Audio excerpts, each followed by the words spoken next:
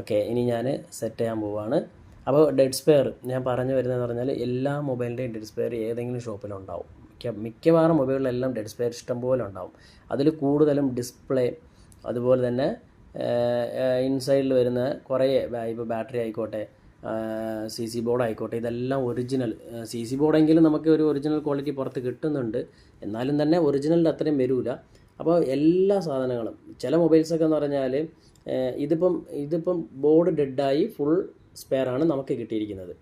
അതുപോലെ തന്നെ board ഡെഡാവാതെ display പൊട്ടി അങ്ങനെയൊക്കെ വരാറുണ്ട്. അങ്ങനെ വരുമ്പോൾ അവർ മൊബൈൽ എക്സ്ചേഞ്ച് ചെയ്യുമ്പോൾ അത് കൊടുക്കുന്ന ഒരുപാട് പേരുണ്ട്. അപ്പോൾ അങ്ങനെയൊക്കെ വരുമ്പോൾ നമ്മൾ സ്പെയർ വാങ്ങിച്ച് വയ്ക്കണം. സ്പെയർ വാങ്ങിച്ച് വെച്ചിട്ട് നമ്മൾ അതിനുശേഷം ഇത് മാറിക്കൊടുക്കാൻ പറ്റും. അപ്പോൾ ഒറിജിനൽ സ്പെയർ തന്നെ നമുക്ക് റൊട്ടേറ്റായി കിട്ടും.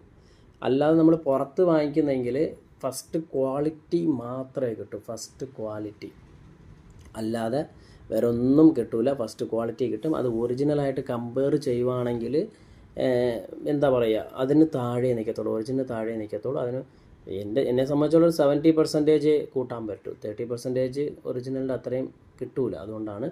അപ്പോൾ ഞാനിതാ ബാക്കിയുള്ള എല്ലാ സ്പെയറും, ബാക്ക് ക്യാമറ ഗ്ലാസ് ഉണ്ടോ, ക്യാമറ ഗ്ലാസ് ഞാൻ അങ്ങനെ തന്നെ ക്യാമറ ഗ്ലാസ് ആയിട്ട് എടുക്കാതെ തന്നെ അതിൻ്റെ മദർ ബോർഡ് പ്രൊട്ടക്ടർ ഡയറക്റ്റ് എടുത്ത് വെച്ചു. അതുപോലെ ബാറ്ററി നമ്മൾ സ്പെയർ ചേഞ്ച് ചെയ്ത മൊബൈലിൻ്റെ ബാറ്ററിയാണ് ഇട്ടിരിക്കുന്നത്. കാരണം ചാർജിങ് ഇഷ്യൂ ഉണ്ടെന്ന് പറഞ്ഞു. അതുപോലെ തന്നെ ബാക്ക് പാനൽ തന്നെ ഫിംഗർ പ്രിൻറ്റും അത് തന്നെയാണ് വയ്ക്കാൻ പോകുന്നത്. ഫിംഗർ പ്രിൻറ്റ് അതാണ്ട് ഞാൻ